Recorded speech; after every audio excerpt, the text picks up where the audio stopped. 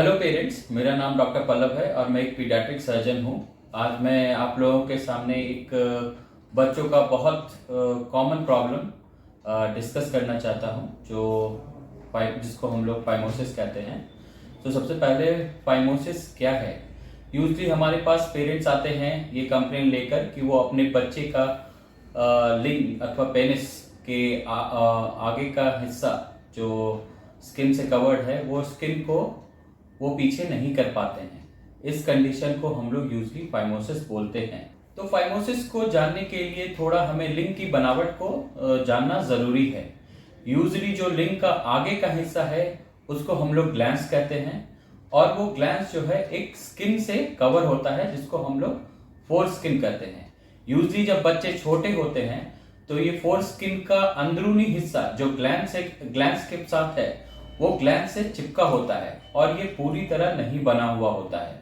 जैसे जैसे बच्चे बड़े होते हैं ये धीरे धीरे बनना शुरू होता है, इसका विकास होता है और ये धीरे धीरे ग्लैंस से अंदरूनी हिस्सा जो फोर स्किन का है वो धीरे धीरे सेपरेट होना शुरू होता है।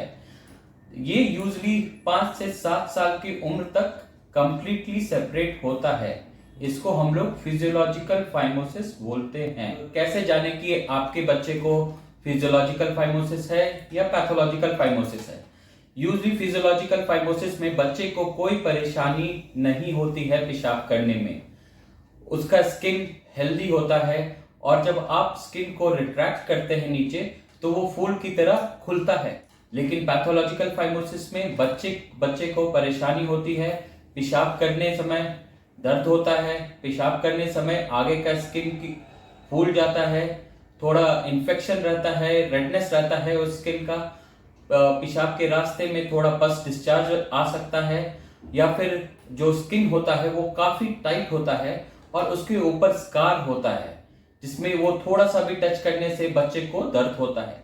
बच्चों को ये सिम्टम्स बार बार होते रहता है और इसके साथ बच्चों को बार बार यूरिन का इन्फेक्शन भी होते रहता है। सो फिजियोलॉजिकल फाइमोसिस के लिए यूजली कोई ट्रीटमेंट की जरूरत नहीं होती है। जैसे बताया मैंने पहले आपको, नॉर्मल केयर से वो ठीक रहता है और धीरे धीरे खुद ही डेवलप होकर स्किन नीचे आने लगती है। लेकिन अगर आपके बच्चे को पैथोलॉजिकल फाइमोसिस है या बच्चे को जो बताए गए सिम्टम्स हैं तो आपको एक पीडियाट्रिक सर्जन की सलाह लेनी चाहिए। सो पैथोलॉजिकल फाइमोसिस के लिए हम लोग यूजली एक स्पेशल मेडिकल क्रीम प्रिस्क्राइब करते हैं जो कि बच्चे के आगे के चमड़ी पे यूजली 4 हफ्ते तक दिन में 2 बार लगाना होता है।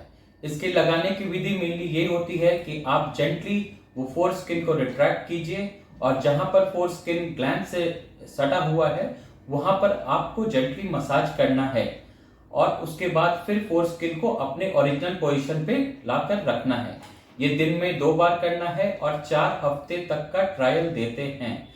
अगर 4 हफ्ते के बाद भी बच्चे का फोर स्किन ढीला नहीं हो रहा है ये क्रीम लगाने के बाद और बच्चे को परेशानी अभी भी कंटिन्यू हो रही है तो यूजली आपके पीडियाट्रिक सर्जन आपको बच्चे के लिए सर्कमसिजन की सलाह दे। सर्कमसिजन यूजली एक छोटा सा ऑपरेशन है जिसमें हम लोग बच्चे का जो अनहेल्दी फोर स्किन है उसको बाहर हटाते हैं। ये एक डे केयर प्रोसीजर है। आप सुबह में बच्चे को भूखे पेट लाते हैं और उसमें बच्चे का सर्जरी होता है और शाम तक बच्चे को डिस्चार्ज कर दिया जाता है।